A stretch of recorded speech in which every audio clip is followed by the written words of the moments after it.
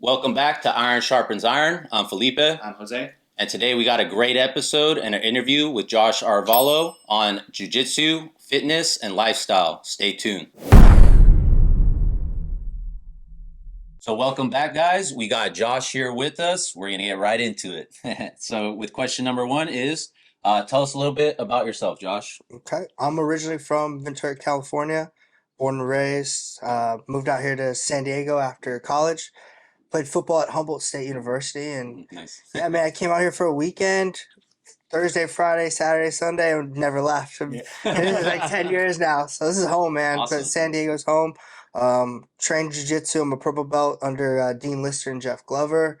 Um, you know, lifestyle, I love to have fun, man. I'm up, workout, love to, be around friends, family, just have a good time, all around good time. Nice, man. Yeah. Awesome. Cool. Cool.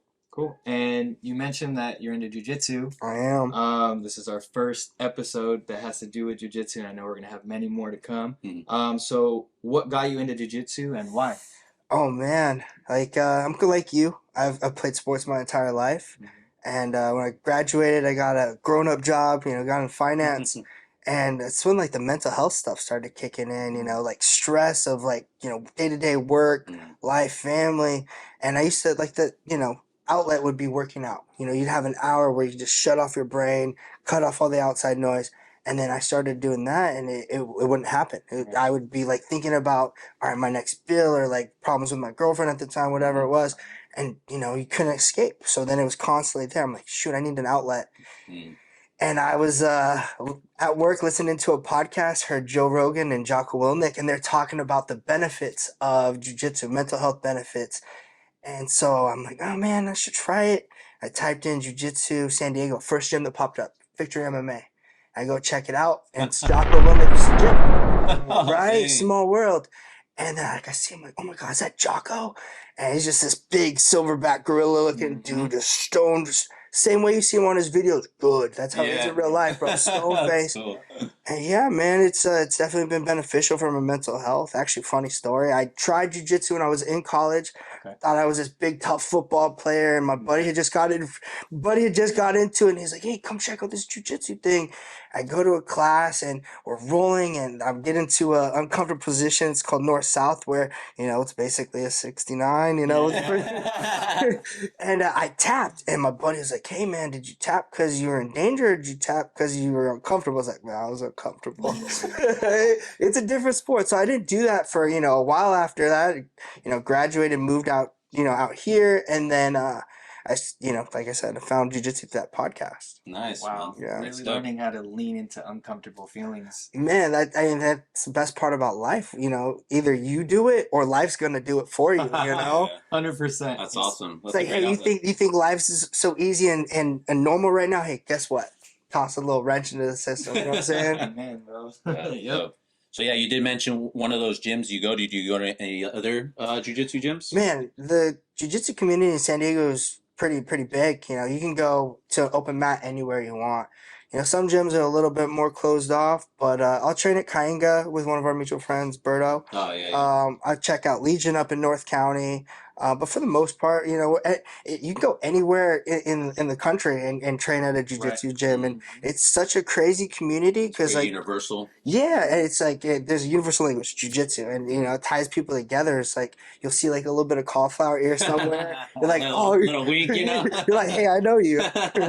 That's awesome, man. Yeah. Yeah, and so kind of speaking on Jocko, I do remember you started about a year ago. You were in tournaments, hmm and I remember you wrist locked some dude out, Yeah, and then I yeah, saw yeah. you talking to Jocko. Yeah, How did it feel after winning that and then talking to him? it was cool, man. Like I said, Jocko's very stone faced. He's, he is who he is. But I'll say this: I've seen him smile a handful of times, and it's always when it comes to violence. Like when we're at jujitsu and someone just hits some sick move, he's like, yeah. Yeah. But I was in the competition. I had wrist locked this dude. I broke his wrist actually. So I had to, that was my first match. So I had two more I had to do after that. So I like go to the That's your sideline. first tournament ever match? No. That was the first match of that Oh, the day. Okay. Yeah. So to win it all, I had to be three matches. So I get, go to the side. It's like, trying to like gather myself together, get ready to go for the next match. And then I start seeing Jocko walk around, and people are like asking him for pictures, and I'm just like, dude, don't fanboy out. You see him all the time, like, you know what I'm saying? But it's still Jocko. Yeah, it's Yeah, Jocko, right? yeah. And so I just tell myself, just focus. Like, job's not done yet. You still got 2 more matches. And he comes up to me. He's like, hey, because we have a mutual friend, and Pete the Greek. He's one of the guys who's like big for wrist locking.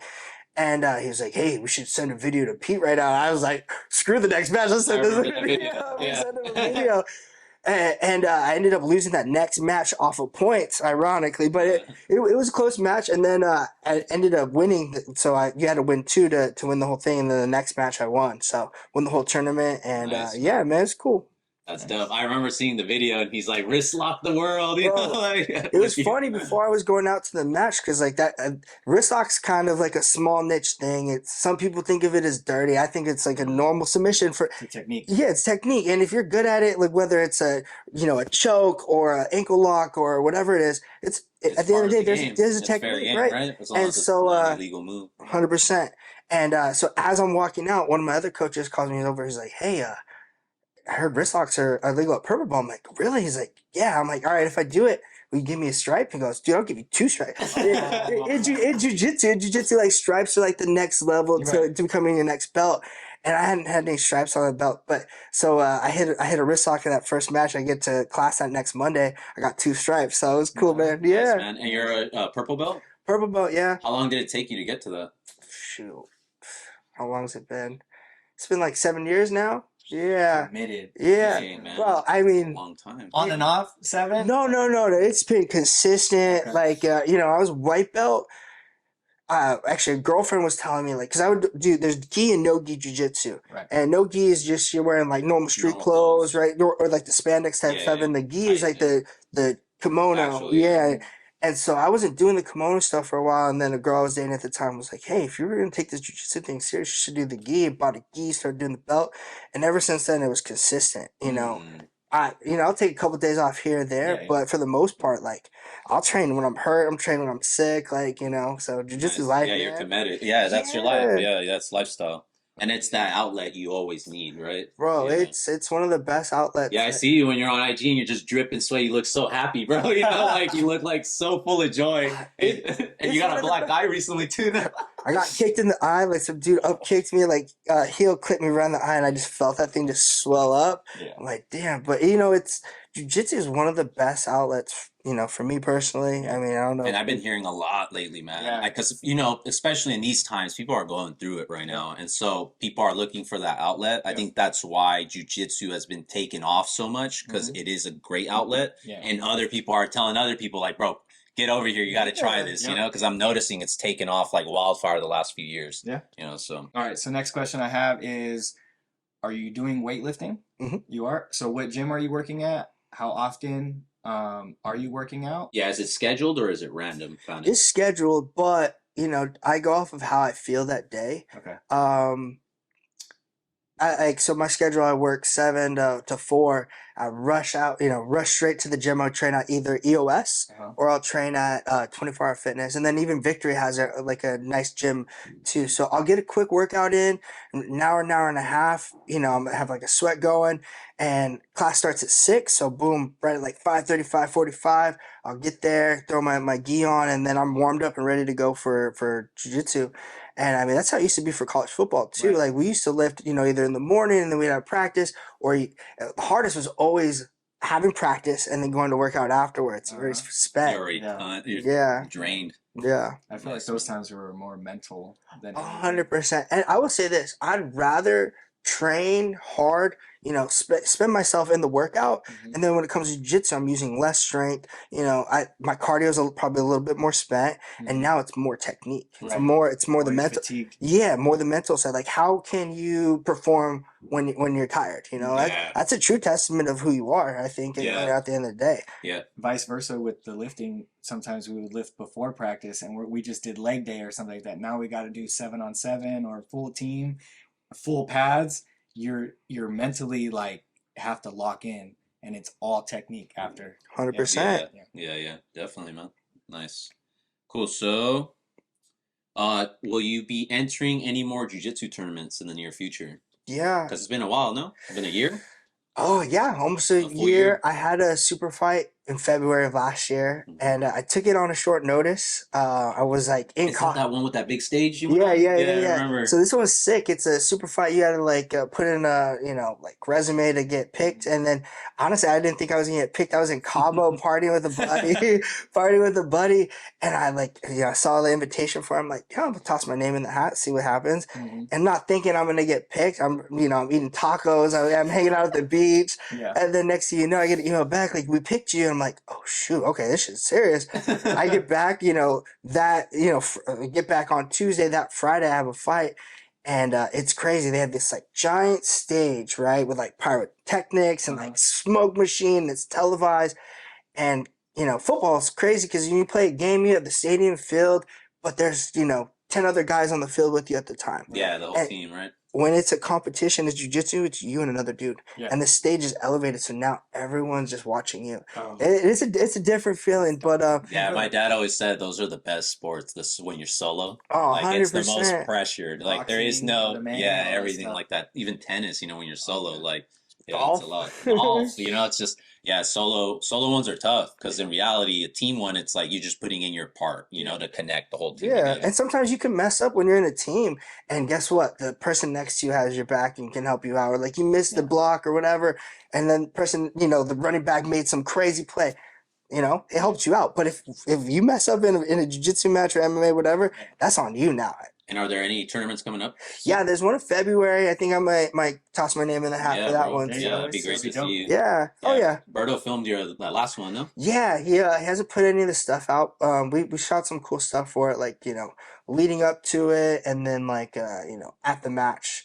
I actually haven't watched that match. I should go back and probably watch it. Yeah, check I it lost that one, Thanks, unfortunately, off of points.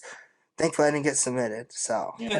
I've only been submitted once in competition. I was like blue belt at the time. So So with matches, how are they like lined up? Do they match you with the belt color? Do they match you with weight? Can a white belt go up against a blue belt, or how does that work? it depends, man. And that's the crazy thing about jujitsu is like there's so many different levels to jiu-jitsu. Like there's a guy who came into jiu-jitsu as like a fresh but he was a wrestler. He was like big time wrestler, jacked musclehead dude, and he won Abu Dhabi as a blue belt. His name's Nicky Rod.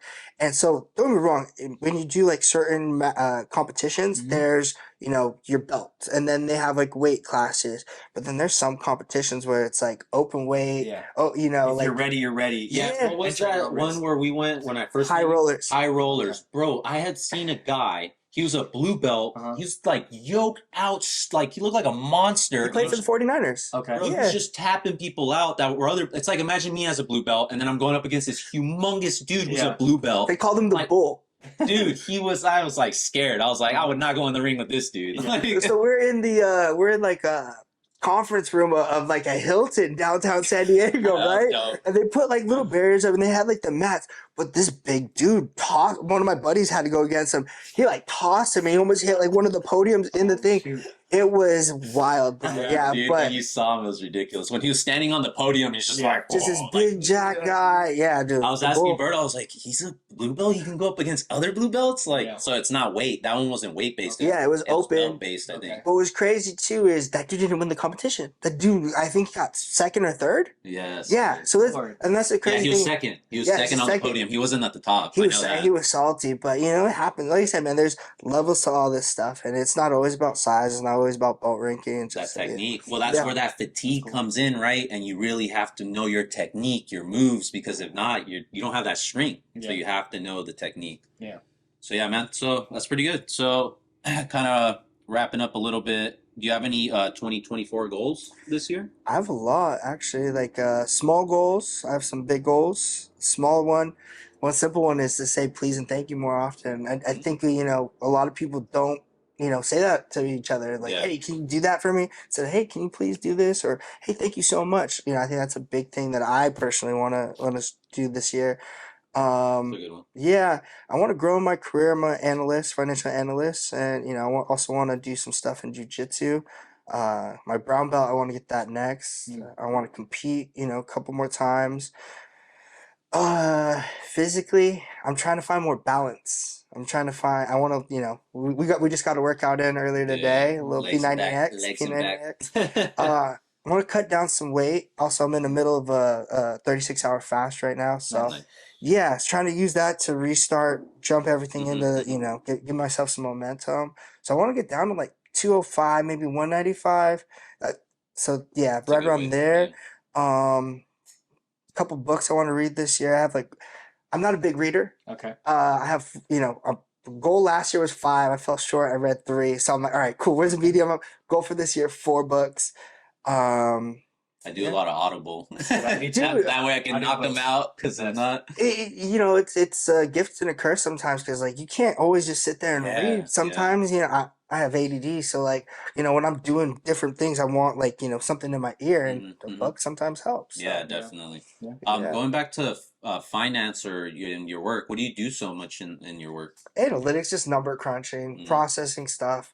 I'm more like the support side of in the finance world. Like the financial advisors out there selling you free like information, like the Wolf of Wall Street people. Yeah. I don't do that. I'm more in the back. So Yeah, yeah. yeah, Doing the real work. yeah. So Nice, man. That's our interview with Josh on lifestyle jiu-jitsu. Kind of slowly I want to get into jiu-jitsu. I know I've been wanting to and Mhm. boxing, so Yeah. it's cool to hear his journey along the way and what he's done and where he's gonna be and keep going. It's really cool to see. So stay tuned for our next episode, and that's it for Iron Sharpens Iron. I'm Felipe, I'm Jose. and we'll see you next time. Later.